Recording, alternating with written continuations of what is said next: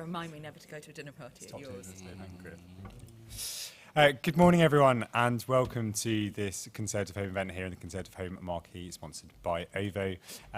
Thank you for coming along. This is the NRG and EFL event on the power of football. And we're talking about how we can help football clubs continue to deliver in supporting their communities, particularly in the north of England. I'm Angus Parsad-Wyatt, Chief Executive of Conservative Home, and it's great to see many of you here with us. And thank you to those following along on the live stream as well. I'll introduce our panellists. We'll have a few questions back and forth up here, and then later on we'll have an opportunity for those of you here to ask your questions as well. When we come to it, I'll reiterate again later, but when we come to it, if you do have questions, please raise your hand. Someone will come to you with a microphone. Please keep questions succinct. Anything which starts with, it's more of a comment really, will be booed. Keep it to a question. There's many esteemed people on this panel who know a lot more about this topic than I do, and you're not here to hear from me, you're here to hear from them. So to kick us off, as chair of the NRG, John Stevenson, please. Welcome. Thank you very much, and good morning, ladies and gentlemen. Probably many of you here are keen on sport generally. I like sport, just any sport that's on the television I'm always interested in. And this summer we've had some fantastic events. The Ryder Cup's just finished. We had the Rugby World Cup, which is ongoing. Cricket was exciting during the summer. I went to Wimbledon for a day, which I thoroughly enjoyed. Played golf as well this summer, once or twice. But they are all, at the end of the day, whether we like it or not, minority sports. But I look back to the biggest event of all, was when Carlisle United went to Wembley for the game to decide whether they went up to Division 1. 10,000 people from Carlisle went to Wembley. It's staggering to think of that. All those people made that journey to watch a football match. And it made me realise that at the end of the day, football truly is our national sport, and that the impact that a football match has on a community is very, very significant. And it matters at different levels. You get pleasure at football matches, pride in your football team. There are health benefits. Lots of people will be playing Sunday football up and down parks, up and down the country in different parts. But it's also a focus for communities as well. And it's probably one of the few local institutions that we now have left. I often think the two that are very prevalent are football clubs and universities and colleges. And football clubs do actually have direct economic benefits as well. There's obviously employment, the spending that goes on locally, the indirect benefits in the pubs, the clubs, etc. locally, and also the facility that the football club offers. I will be going to a quiz on Friday night in Carlisle United. They have a facility there that allows communities to have other events at the club. But I think we've also got to recognise the huge success of the Premier League.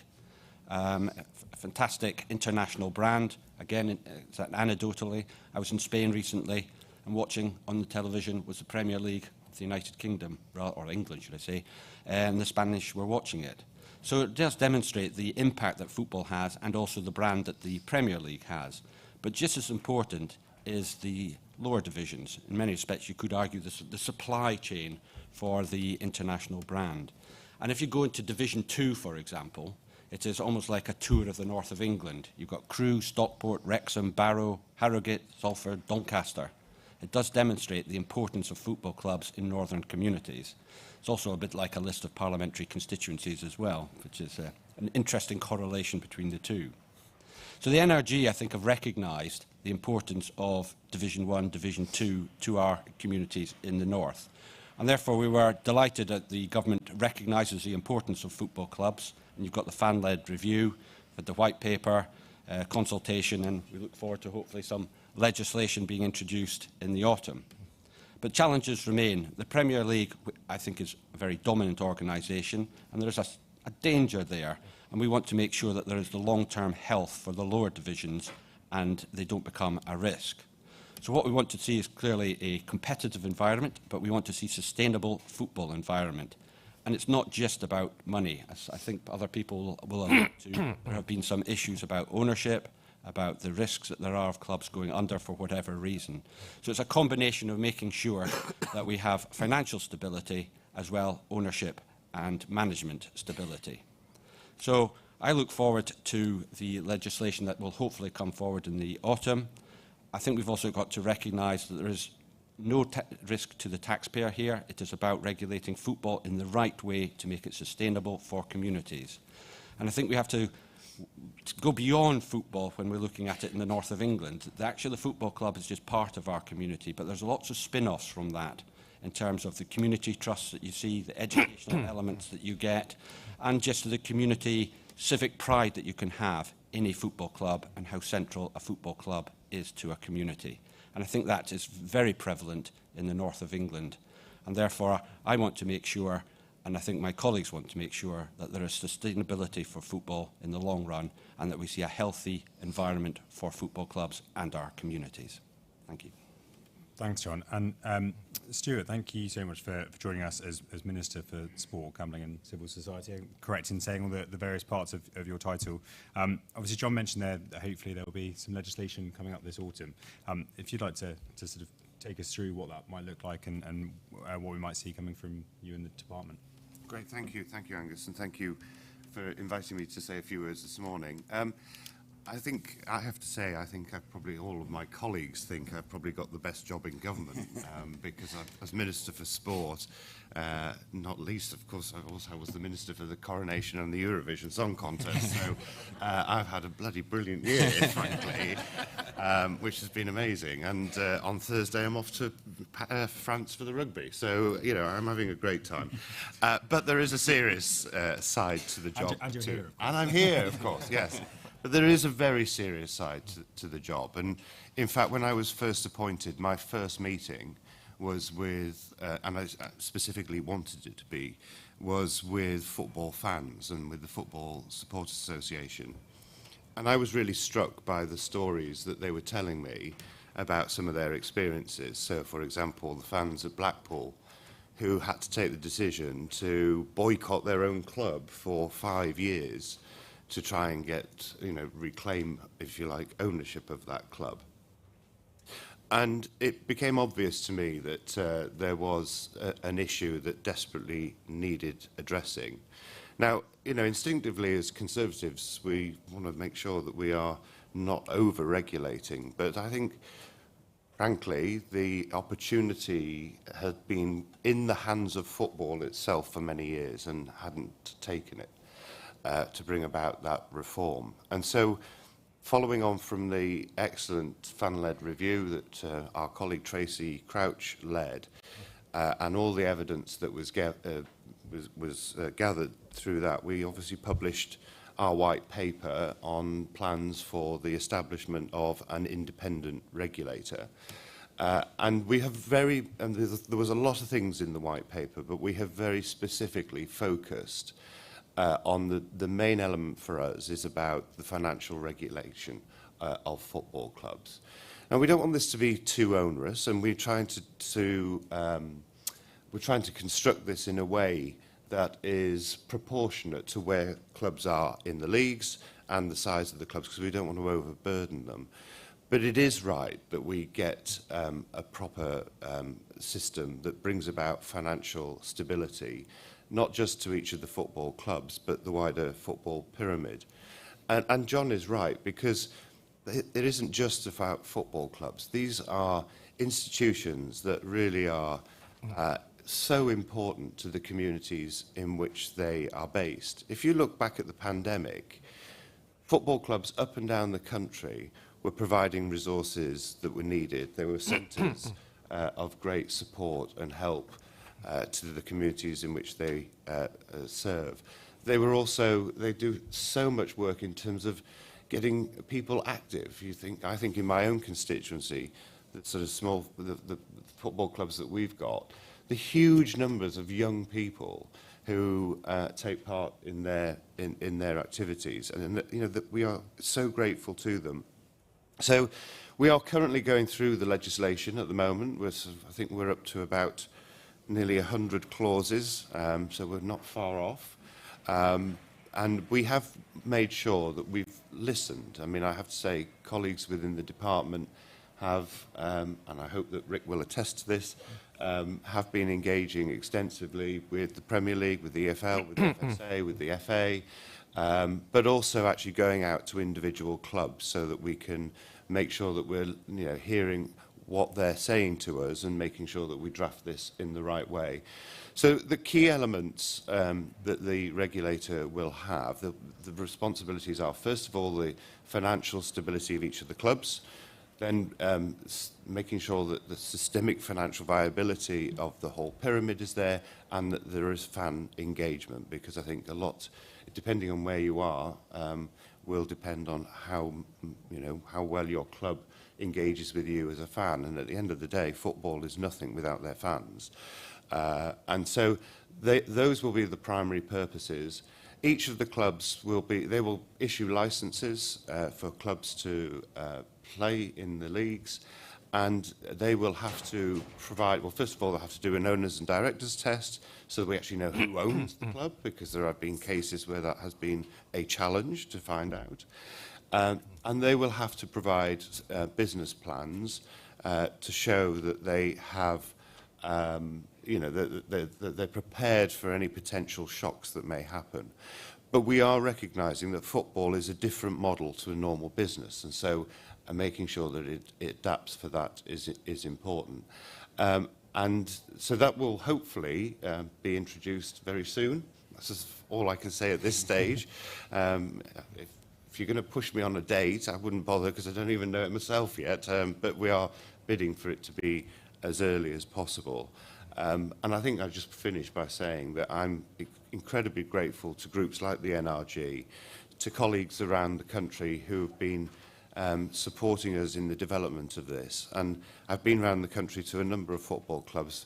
Went to Sarah's Accrington Stanley a few months ago, and it was just, I think the welcome that the club there gave to the plans that we have has been incredibly important. So I hope that when people see the legislation, they'll think that we have taken the time to get it right, to be considered, to make sure that it's proportionate, but it actually brings about what we want, which is the financial stability in football, so that the national game is safe for the future.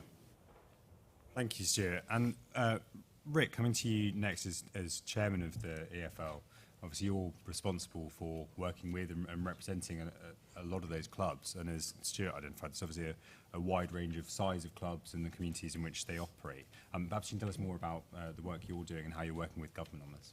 Yep, sure.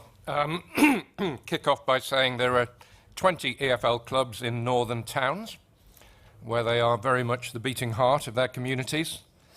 In all, we would say we have 72 social entrepreneurs who ensure that their clubs, first of all, provide a great source of pride and excitement on the pitch.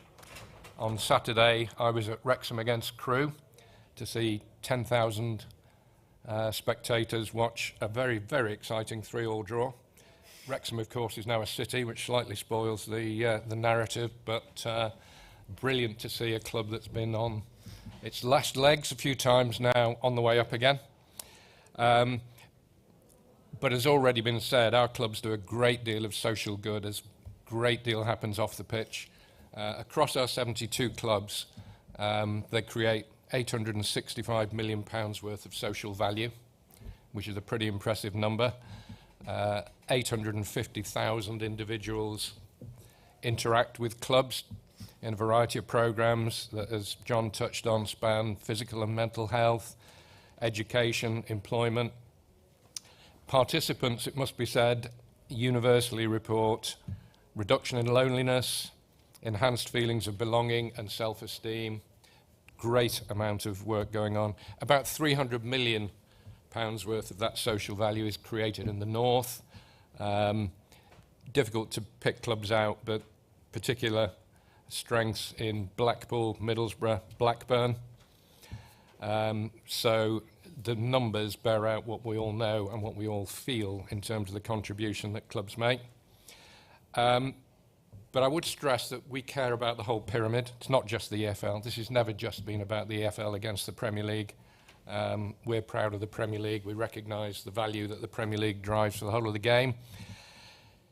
What's really important is that within the pyramid, clubs can rise and fall without facing financial catastrophe. Luton became the 51st club to join the Premier League, having been in the National League less than 10 years ago. That's some achievement.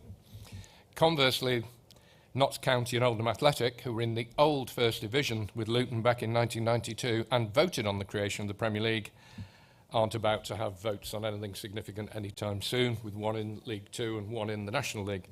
But that ability to keep on rising and falling is what separates our pyramid from pretty much every other country in terms of the strength of the game. Our purpose, which we defined 4 years ago, is making clubs sustainable at every level, which pretty much matches the purpose set out in the white paper. We were delighted that we're so much in alignment. And what we say is that this means reducing the dependence on owner funding. Owner funding is fantastic until it isn't. As we've seen with Bolton, with Derby, with Wigan 3 times, with Bury, and just this last week, fans of Scunthorpe United raising £60,000 to pay the wages, which really the community shouldn't be bailing out the club. Reading, we've seen issues, not a northern club of course, but a very important club to us. And to achieve this reduction in dependence on owner funding, we do require a major reset in the game's finances, and we need improved regulation. Redistribution, better regulation go hand in hand. They are inseparable. We have no problem with better regulation. I'm not going to quote too many statistics. The Minister will be delighted to hear, because he's bored to death of me quoting the same ones time and time again. But what I will say is, why do we need a major reset? What's gone wrong? Well, in 1993, when we formed the Premier League, first year of the Premier League's turnover was 45 million. The EFL's was 34 million, a gap of 11 million pounds. The gap is now 3 billion. The EFL's turnover was 75% of the Premier League's level. It's now 6%, becoming increasingly difficult and increasingly challenging for clubs to rise and fall and to remain sustainability. We're having a very grown-up debate with our championship clubs right at this moment. We had all of our clubs together last week in terms of new finances coming in, new cost controls. It's not an exaggeration to say that the dilemma facing championship clubs is they pretty much have to decide whether they want to be sustainable or competitive. The two are pretty much mutually exclusive, which is a pretty horrendous position to be in. In terms of what the Minister said about the where we are with the bill and the regulator, completely endorse what he said about frequent engagement with DCMS. Couldn't have been better.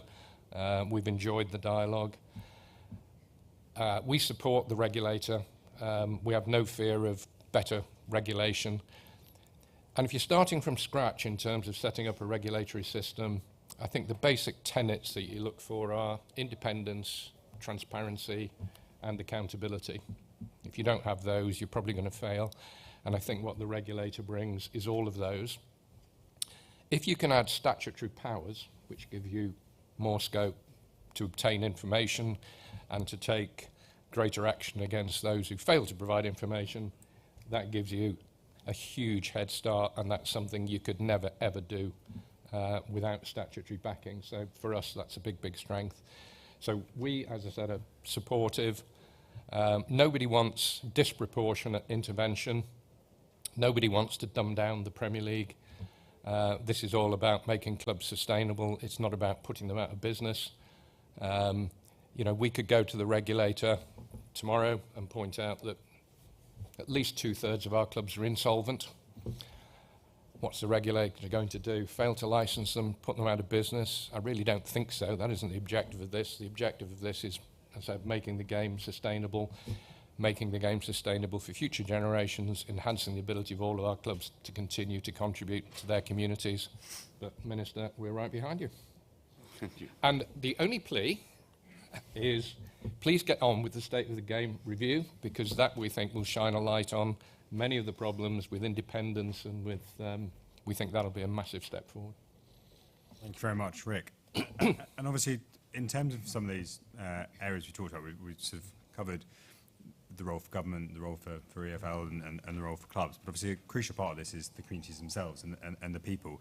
Daisy, as Director of Public First, and obviously you've done a lot of work on levelling up and on polling, specifically on how communities feel about football clubs and facilities in their town. Maybe you can talk to that a little bit more. Absolutely. So I feel like I should make a confession at this point, which is that I was brought up in a totally non-football family. What I bring to this, and perhaps the reason why I have spent the last decade working on and off in fan research, is an anthropologist's fascination with the massive outsized cultural impact that football has in this country and across the world, but particularly in this country. I think one of the nice ways of looking at that is if you think back to 2013, and Wigan wins the FA Cup. And you look at the ticket allocations for Wembley for that day, and Wigan have been allocated 21,000 tickets in the allocation. They had to extend it. They got 25,000 in the end. That was 10% of Wigan's population at the time. And I think that gives you a measure of how important these institutions are. We conduct quite a lot of economic and political research in towns throughout the country, and very often I find the local club chairman on my call list of interviews because of the impact that they have much more broadly than on sport. These are places where the local businessmen will take their clients of a weekend to make deals. This is where people see and are seen. And when we look at the polling around the way in which people want us to engage with levelling up, when we ask people, what do you think would help to foster pride in your local town, city or village, what we find is that investing in the local football club ranks above, pubs, the market, historic monuments like war monuments and things like that. These are crucial institutions. And if you look what comes above them on the list, what I think is interesting and what I think shows some real promise in terms of using levelling up funding in a way that can help football is that many of the other ideas that come above football can be stacked very neatly with football clubs. So local parks and green spaces, historic buildings, the high street, all of these are areas in which football clubs routinely contribute. And when you look at the importance of football, particularly to young people, football ranks in the top 5 here, but the things above it are leisure centres, parks and green spaces and local youth clubs, all of which are often provided by local football clubs. So often there are ways of supporting local football that are not just about specifically football strategies. Nonetheless, looking after football is clearly vital for our towns and villages. We conducted quite a lot of focus group research after Derby went into administration, and it was clear that people were heartbroken by it. It has a huge morale impact on a town. People talking about the heart of their town being ripped out, the town dying. And they do see regulation as an important part of that, but I would sound a note of caution here as I end, which is that the public really loves regulation. They are very unkeen on tax, but they love regulation, and they sometimes don't see that there might be distortive effects from that as well. And once you have a regulator in place, there are always going to be calls for them to manage one more thing. But what we do find then when you talk to the public about regulating football is they think it's a great plan, and they can think of more and more things that they think a regulator should take charge of. So I look forward to seeing the public embrace that, and I look forward to seeing us all try and balance that particular prerogative. Thanks, Daisy. And to sort of pick up a kind of first question to you, Stuart, sort of following on from what Daisy said there, public loving regulation, certainly much more than myself and probably others on the panel do. This is obviously not just an issue in football. This happens with rugby clubs as well. There are obviously well-known issues cricket clubs across the country too. I know you said instinctively as Conservatives you're not in favour of regulating lots of things, but is this the start of more regulation across sport generally? And would we expect to see in the next election regulators coming forward in other areas, or do you think that there are specific issues in football and the link to communities here that means that this is a sort of a one-off in this sport? So I think instinctively I'd say yes, it's the one-off in sport, because football is, but just by the size of it, is by far the biggest sport in the country. And as everybody has commented on the panel, is so intrinsically important to each of the communities in which they're based. And so making sure that the system is sustainable is incredibly important. And, you know, I should have said, as Rick rightly said, this isn't about, you know, trying to destroy what is one of the best, you know, soft power things we have, I think, actually. The success of the Premier League is incredibly important, and we need to maintain that. But we have got to bring about the sort of stability so that, I think in the last 20 years, we've seen something like 64 clubs go into administration. And everybody on the panel has alluded to the impact that that has on those communities. It is significant, it's massive when that happens. And so, yes, it's the football area. I recognise that in other sports that there are challenges, but we are trying to work with each of those sporting governing bodies to see whether or not they can bring about the sort of reforms and changes that are needed within those organisations.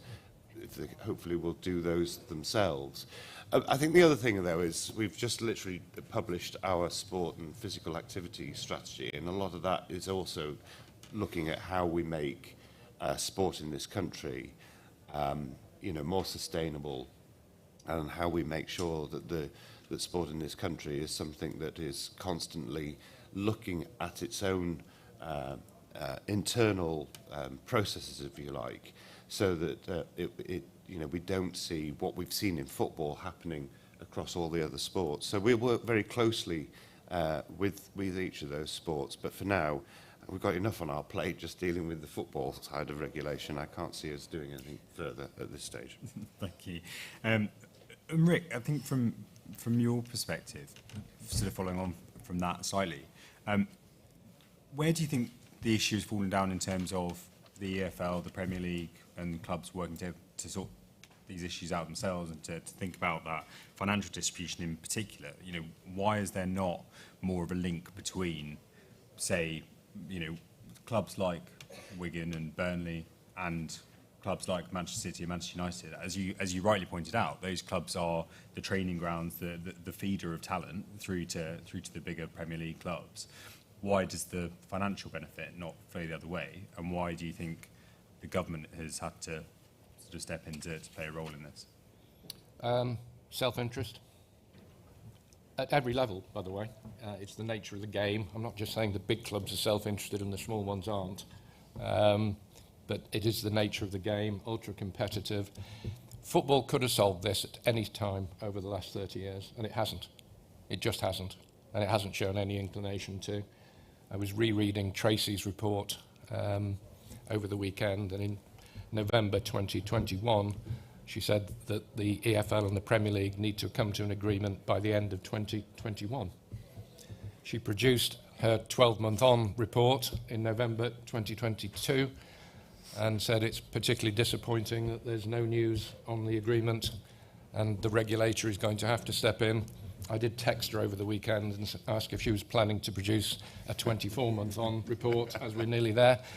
But I said, if football wanted to sort this, it could have done at any time. It's not easy. It's definitely not easy. And I said it is down to self-interest and, you know, without getting into the granular detail, which I do too readily, it's going to be very difficult to persuade 14 clubs in the Premier League to vote for major change and to support those lower down. They tend to forget sometimes where they've come from and, bluntly, where they're likely to go back to relatively soon. But that's the nature of the game. Sure. And I think one of the things that's really key that's come across from all of your remarks as a starting point is, and certainly when we've been thinking about this event today, is around the link, that really important link between the clubs and their communities. And Daisy, in the Levelling Up white paper, there's obviously a lot of talk about pride in place, and John mentioned civic pride as something earlier on. What does that mean to people generally when we talk about pride in place and the role that football clubs have to play in that? I think when you think about pride in place, a lot of it is I think, easily dismissed as superficial, actually. And it's one reason why we don't talk about a lot of this stuff, is because we at Public First, there's this sort of standing joke that we constantly bring up hanging baskets. But they matter a lot, because when you talk to people about their town, they talk about how it feels to be there. And I think football really matters in that context, not least, actually, because local clubs quite often are a hub of volunteering and of Britification of their local areas, but also because how you feel in a place is partly about how you feel about the people around you in a place. And a local football team, especially one that's doing well, makes you feel like you're part of something. It makes you feel like you're all rooting in the same direction. And in a society where there's lots of well-documented problems of loneliness and people feeling detached from their communities, that is a really key role in a community, feeling like there is a heart to it, there's something that we can all get together and do together, a place to go, physically a place to go. That is incredibly important. Yeah, and as a side note on the hanging baskets, it's absolutely right. I used to live in an area of London, and they always had hanging baskets, and then we had a change of political leadership at the council, and they got rid of the hanging baskets, and then 2 months later had to bring them back because everyone was in uproar about the No one puts enough emphasis on the hanging baskets, bins and benches. Everyone wants somewhere to sit. Yeah, very much, very much. John, carrying on that theme of the impact on communities, I mean, for you in a constituency like Carlisle, if you were to lose your club, what does that mean to the town, and what impact would that have beyond just the sporting side of it? Obviously, the economic impact is quite great in terms of the footfall and everything else, right? Well, if we're talking about self-interest, it would probably mean the demise of me. It's huge, the impact of a football club, and particularly I think those football teams and communities that are further away from the big cities. So somebody in Carlisle will invariably support Manchester United, Liverpool, and of course Carlisle, because that's where they can go and watch a football match. That's the team they get behind. And if the Carlisle weren't there, the Carlisle United weren't there, where would they go? What would they do? So the impact would be massive. And interesting, just the discussion we've had, the one thing we haven't discussed, what if we don't do anything? What if, for example, the legislation doesn't happen? What if the government doesn't bring things forward? I think things would continue as they are. The gap would grow between the Premier League and the EFL clubs. And I think the risk to the smaller clubs will become greater and greater. Because one of the things I've latched onto in terms of this development is what happens to the stadium. Because a lot of the stadiums, particularly in the lower clubs, are quite old. They're going to need refurbishment and investment. And they are, again, part of the institution and fabric of a local community. So I think in the long run, the importance of this legislation is not just about the management, etc. It's also about the investment that will go into those clubs, which will make them sustainable for the long term and make them very much part of that community. So losing a football club, I think, is massive for an area, particularly those ones that are further away from the bigger cities. Following on, if I may, because I appreciate we're in Manchester, you're obviously chair of the NRG, you're MP for Carlisle, but this is evidently acutely a northern issue, but it's not just an issue in the north, is it? I mean, this is an issue across the country, or is it certainly more prevalent here? I agree with you, it is, and I'm sure Rick would say that as well, but I think it's more obvious in the north because of the geography and the distances that you have between places like Carlisle and Manchester. And what people often forget, Manchester's halfway to London for us. I think the geography of the north is different, and the more distinctive communities that there are means that I think this is so much more important to those communities. Excellent, thank you. We'll come to audience questions shortly, but sort of before we come back to the Minister, Stuart, do you think as part of the work you're doing, and this sort of builds on my question to Rick earlier, that actually some of those bigger clubs are quite happy to push out the smaller clubs, they're quite happy to clear space for themselves, they're obviously bullying the smaller clubs, as it were. And are you having to be the head teacher in the playground? Well, look, I'm going to be careful what I say here, because I'll probably end up... I'm putting you on the spot to live on it. Exactly. No, I can see what you're doing. I'm not falling for it. But So close. Look, of course. I mean, I think that the reality of the situation is that there are some clubs who are not happy that we've decided to go down this route. But my message back to them all the time is, you've had plenty of opportunities to do it yourself.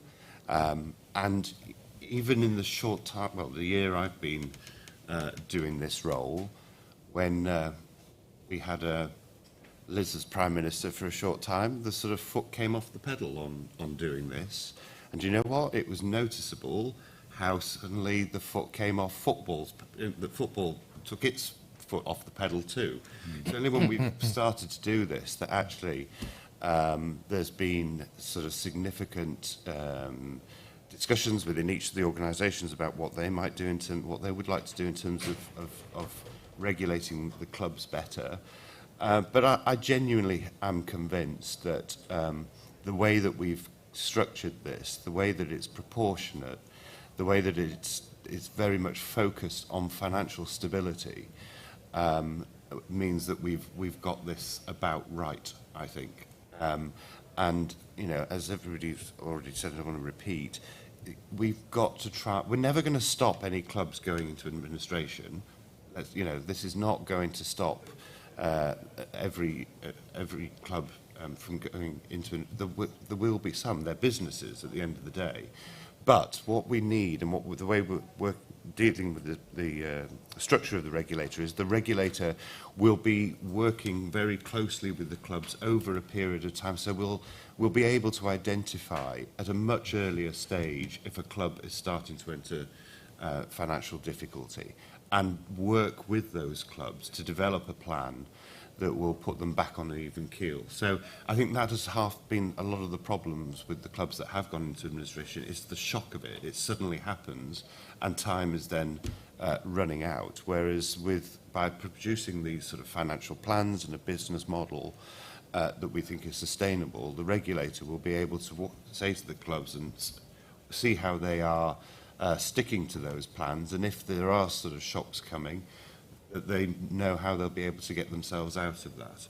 So, you know, this isn't going to be a regulator sort of hammering down the clubs. It's very much the regulator working with the clubs to ensure that they are financially stable for the future. It's interesting your point about, obviously, fundamentally, the clubs are businesses, and businesses fail. You know, businesses that don't work have to fail. That's the nature of how business works. But the challenge is in a ordinary business, that obviously has an impact on the employees and not much further beyond that. With football clubs, as we've seen, and Daisy, maybe you want to comment on this, but it's the impact on the wider community, and it's talking about the morale of an area, the sense of place, the sense of civic pride, the implications for all the things that come with it. You know, people are going somewhere on match day, or the shops they pass, or the kebab shop they go to before or after the game. That's crucial in all of this, right? Isn't it? Is that tension between clubs that, for whoever it doesn't work, and there will be some that fail, and understanding that the communities are a big part of this too. Absolutely, and I think Welcome to Wrexham has been a brilliant, has done a brilliant job of shining a spotlight on how disheartened a community can get. And I think, you know, I don't envy the Minister in having to try and seek a balance between making sure that there is some protection, some guardrails around clubs that may fail, whilst also trying to make sure that the balance doesn't go too far so that people feel they're in a rigged system. And to your point about being able to move up and down the pyramid smoothly is actually a really important facet of the game that we need to preserve. And feeling as if it's fair. We could spend a lot of time rejigging the financial rules and it still not feel fair to people. And actually some of that work will go unseen and I'm afraid uncelebrated. I think the government's probably used to that, but because it is around slightly obscure rules around, you know, how you price your assets and what counts as a fit and proper person. And these are things that some fans are going to care about, but mostly they want to see results. I just add a point to that cutting to the chase and recognising the environment we're in. It was interesting to hear the Prime Minister do an interview last week about a small business in Reading being vulnerable. That was, of course, Reading Football Club. Yeah. Football clubs capture attention at the highest level. It happened with Bury. Yeah, Football clubs matter. We all know that they matter. We saw it graphically with Derby. We're going to see it with Reading. We're seeing it with Sheffield Wednesday at the moment. Clubs matter. Absolutely, they matter. Yeah, and Daisy, as you said, in terms of feeling like the system is fair and that smooth transition up and down through the leagues, I mean, you've only got to look at how everyone felt when Luton were promoted to the Premiership, right? To see what it can mean to a town. Yeah, that aspiration and the feeling that you could. And I think we talk more these days perhaps about the American dream, you know, the idea of social mobility. But it's a great symbol in our society, the idea that your little team could be the one that wins the cup, that has a great run, that gets promoted to the Premier League. And that's really exciting for a town. Even if you're not into football, that's a big deal for your town. The only thing I would take issue with, Daisy, from bitter personal experience is it doesn't just unite fans when the clubs are doing well. They get pretty united when they're not doing so well as well. So I'll let you know about it very quickly. Oh, yes. As a West Ham fan, I know that all too well. Just make one point. The one interesting thing about the leading clubs, which you sometimes forget, is actually they need the smaller clubs because often they're feeding in particularly players. So, for example, take Carlisle United as an example. They scout around, they find a really good player, they bring them on, and then the bigger clubs, as they do, come in and take that player. So there is that sort of supply chain element to it all, that actually the big clubs benefit from a vibrant and successful divisions. Yeah, sorry, go for it. To come in on that point, I think also, you know, when you think about them as businesses, big clubs have supply chains that are much broader than them, and so do small clubs, and their role as a business within the community is also really key and something we should cherish. Absolutely. I appreciate there's many people in the room, and a few of you will have questions. We've got people with roving mics. If you can raise your hand, and then I'll send people in your direction. Gentleman on the end here in the white shirt was straight up there, so I'll go to you first. What I'll do is I'll take questions in pairs. So if we can go to that gentleman and then the one to you raised behind. Thank you. If you can say your name for... Jason McCartney, Member of Parliament for Colne Valley and Huddersfield Town season ticket holder. Really interesting. In Huddersfield, the football club and the university are the civic heart of the town. There is actually nothing else really going on in the town apart from those two entities. And comparing and contrasting Huddersfield Town with, say, Sheffield Wednesday down the road, I think it just shows how things can go positively when you have an engaging ownership that sees the wider benefits for the community of the football club. Like my team, Huddersfield Town, a new American owner, he's already reaching out to me about investment projects in the town. Hundreds of Huddersfield Town fans at the weekend did a charity walk for MND research after our former player Marcus Stewart, who's been diagnosed with MND. They have the Huddersfield Town Foundation, which does breakfast clubs. It really is at the heart of the community, and there's a positivity, and that does, you talk about results on the pitch, you know, that adds to a sort of upturn in positivity, and I think the two are linked. And then in contrast, you've got Sheffield Wednesday, who are languishing at the bottom, and their owner puts out a statement, because you've all been mean about me, I'm not going to put any more money into the club, and I hate you and you hate me. And it just fosters resentment and negativity. So my question is, there's a good example of positive leadership in football, and then an example of negative leadership in football. How do we actually put something in place in terms of the fit and proper persons ruling to make sure that as many, particularly of our northern clubs and clubs like Reading, can have positive leadership, not just for on the pitch, but for their communities as well? Thank you very much. We'll take the question at the back as well, and Greeting. Yeah, thank you for that. Mark Eastwood, MP for Dewsbury, Leeds United season ticket holder. Very proud. I'm also the chair of the APPG for Safe Standing, and I know this it sort of links in with the delivering for northern communities, because a lot of football fans want standing back in the stadiums. We've introduced it. I'm really pleased that the government has introduced that. It was something I was involved with getting into the manifesto about introducing safe standing in stadiums. I understand the sensitivities of what happened at Hillsborough and various others. But in Germany, they use a system that has worked and has been found. So my question to Rick is really, we've introduced safe standing. And at the moment, it's 1 seat per 1 person. Okay, so it's a 1-to-1 ratio. So there's no expanding the ground, but a lot of grounds want to expand and increase their capacity. In Germany, they use a 2-to-1 ratio of 2 people per seat or stand, if you like, or 3-to-1. Rick, can you give me your view on safe standing, whether you're in favour of it, whether you would, I know it's early days, but whether you'd like to see an expansion of that, and then obviously put it out to the rest of the panel as well, please. Thank you very much. I promise on the next questions we won't just ask MPs for their questions. But thank you both for coming along today. Rick, do you want to start us off? I don't know if you want to take both parts together, but around positive leadership and on safe standing as well. Yeah, I think the positive leadership, I agree completely. And what I would say is if we want to improve the leadership, if we want to improve the pool of good owners and potential good owners, then reduce the dependence on owner funding. You know, why is Sheffield Wednesday owned by a Thai investor? What's the logic in that? It often has come back to depth of the pockets, which it shouldn't. But that dependence on owner funding, which at championship level is around 16 million per club per year. It is the most expensive lottery ticket on the planet. That's what we have to address, and our feeling is if we can reduce that dependence on owner funding, then we get a much better pool of potential owners going forwards. So, but 100% with you in terms of quality of leadership. What we have to do is to make sure it's not quite so much of a lottery.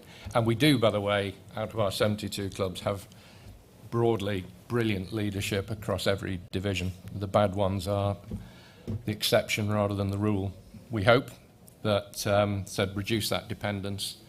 I mean, in terms of safe standing, obviously I have a Liverpool interest, so understand the sensitivities because I've lived them for many, many years. But provided it is safe standing, then absolutely, why wouldn't it be something that we wish to progress? There is, of course, a cost element in 2 respects, bluntly. I mean, one is the capital cost of changing, and of course it isn't just a case of altering seating, because the rake of stands with seats is different traditionally to the rake of terraces, so it's not necessarily simplistic. And of course the clubs, understandably, in looking at their business plans, will be looking at the revenue implications of standing versus seating. But in terms of, as a principle, are we listening and are we prepared to take that forwards? Yeah, without a doubt. Thanks, Rick. And Stuart, do you want to say your views on safe standing, perhaps? Yeah, I just want to touch on Jason's point, though, first, which is about, in my portfolio, there's so many things where I see football clubs as actually helping us address those issues. So I'm the Minister for Volunteering, the Minister for Loneliness, the Minister for Civil Society. And the football clubs are just doing so much work in this area that they are fundamental to me being able to do my job, frankly. So that's why this is, especially important. And Rick is right, the majority of club owners are brilliant and they're doing a really amazing job.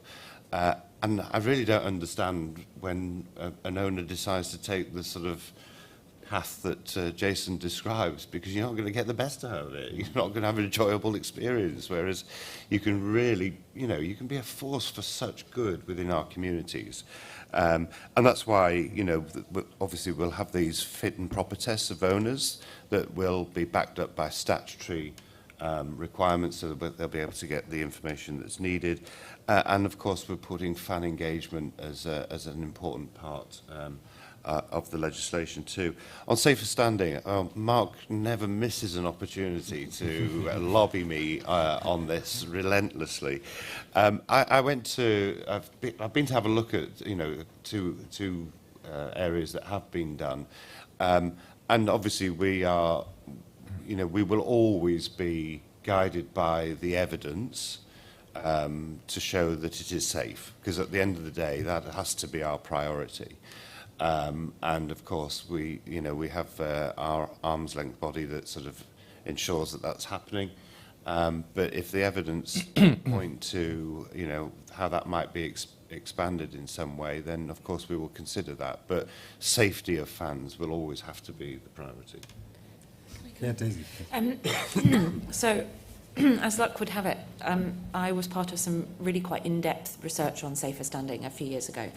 And one of the interesting things that came out of it was that a lot of fans' enthusiasm for safer standing, which has been well documented over the years, was based on the assumption it would be significantly cheaper.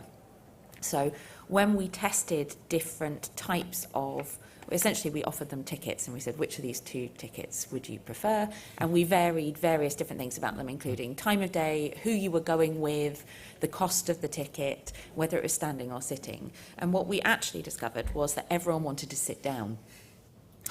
The only reason they ever chose the standing ticket was if it was cheaper. So I think what we're having here is actually a conversation about accessibility to football. And if we can make football cheaper and more accessible to people, then that's probably a good thing. But I would echo that point about safety. One of the reasons why the safer standing has been brought in the way it has is because that was deemed a way of making it safe for people. There's a debate to be had whether standing in that form is as appealing as we have perhaps built it up to be.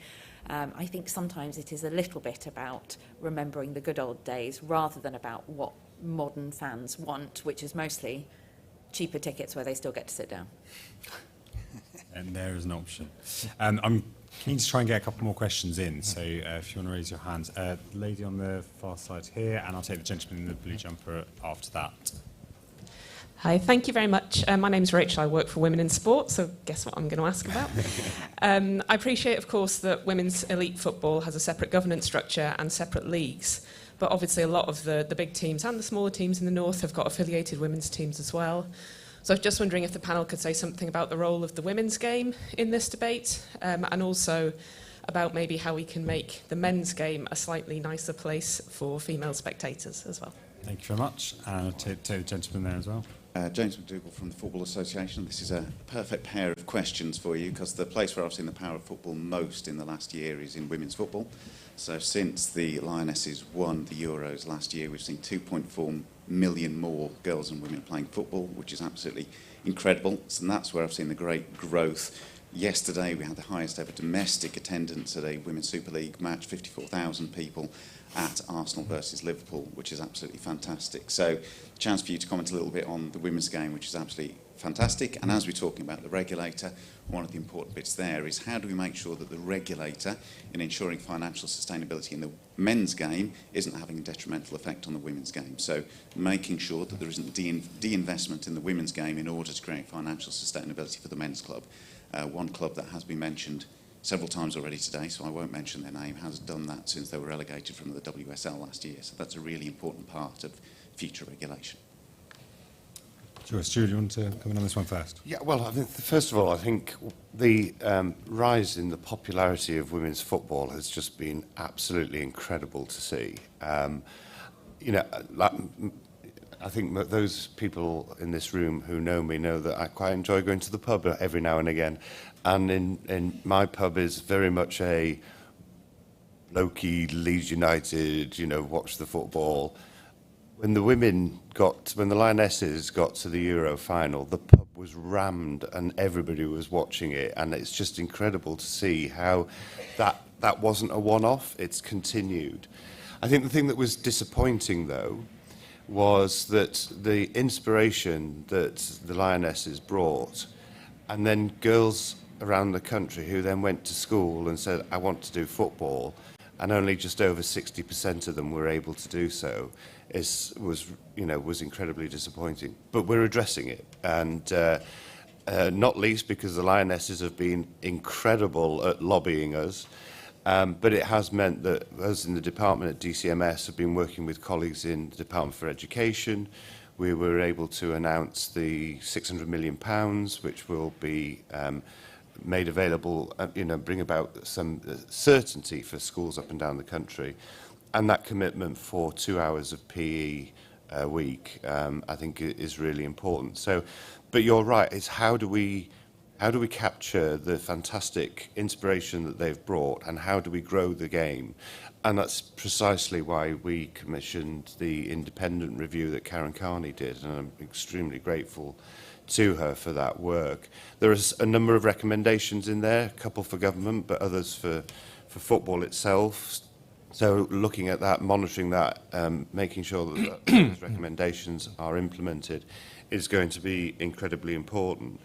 And then to the point about, I've had a number of people saying, why, we haven't yet said that women's football will come under the regulator.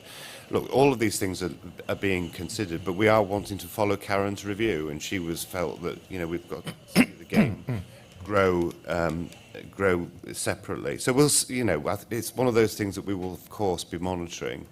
But yeah, I think just seeing the growth of the women's football has been just truly inspirational.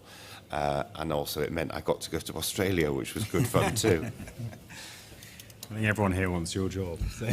John. I would just make a general observation. I think the Lionesses have been the pioneers in some ways for women's sport, but you should go beyond just football, actually. I think women's sport generally has changed dramatically and is continuing to do so in a very positive direction. And also, I think it helps sport generally, particularly fans. When you have a mixture of male and female, you tend to have better behaviour for a start. But I think women's sport is in a very different place than what it was a few years ago, and I think that will continue. There was just one, you mentioned about how to make women feel welcome at the men's game. I was at when Manchester United and Manchester City women's teams were playing, and I met a woman there who played for Manchester United in the Second World War. She was an incredible woman, and she was telling me how she was seeing a difference in the attendance, and a lot of the men that go and watch football, the men's football, were now going to see the women play. And they were bringing their chants with them, and she told them off from high up in the box, and she said, you can have your chants, but change the words. And they've listened to her, they have done. It's amazing how the atmosphere is very different, very family orientated. So maybe there are some lessons to be learned there. And Rick, on the regulation side as well, to the question about how we try and avoid a situation where women's football end up basically being defunded because of the focus on issues with clubs in the men's game. I mean, how do we avoid that? Well, it's challenging because there isn't enough funding to sustain the men's game. Yeah. And the one thing we would say in developing the women's game, and the potential is enormous, but let's not repeat the mistakes. Let's make sure it actually grows sustainably, which the men's game has manifestly failed to do. Yeah. And Daisy, anything you want to add on any of those points? I actually want to anchor this back to the local and the importance of community in this. And I think there's a lot of local clubs have various sources of funding, which include right down to the localist levels of government. And I've seen personally the impact that, for example, even parish council decisions can make on representativeness within all sports. I came across a parish council recently that had a bid for funding from the local cricket club. And there was a small rebellion amongst the female parish councillors who said, no, because you don't have a women's team. And funnily enough, they came back to the next meeting and they had a revised funding request, and it included kit for a new women's team. And the power of local community, again, to say we want to see our women on the pitch, and to say, yes, you can have funding for a new pitch, but we want to see women playing on it, and making sure that where we are putting new levelling up funding into towns and it's going towards football, that it comes with some level of agreement that will be spread across the whole community. Because we know football clubs are incredibly important for things like male loneliness, and we should absolutely remain resolute in supporting that. This isn't about a zero-sum game, but it is about making sure if you want your community to fully support a football club, then the football club has to be for the whole community. Just one thing on that, Daisy, because I touched on our 865 million of social value in the 850,000 people participating. Huge proportion of them are women. It is women's loneliness, it's women's participation in the community as well as on the pitch. Oh, absolutely. But I think also we know the power of, I mean, we've all spoken about how important the Lionesses are. Yeah. We know the importance of seeing women out there playing the game. And so there are huge numbers of women in the fan base. And it would be great to see more of them out on the pitch. Thank you very much. That is unfortunately all we have time for in here today, but please do stay around and chat to our panelists either in here or just outside. Thank you from me to all our panelists, John, Stuart, Daisy and Rick, to all of you for joining us here in the Marquee and on the live stream, to the NRG and the EFL for supporting this event. Do stay with Conservative Home throughout conference, both here and in Central 5. We've got a great event coming up in here on rebuilding Ukraine after this. Very diverse programme of events we've got running from football to Ukraine in quick succession. So please do stick around. But thank you very much for coming, and please do join me in thanking our panellists once again. Thank you.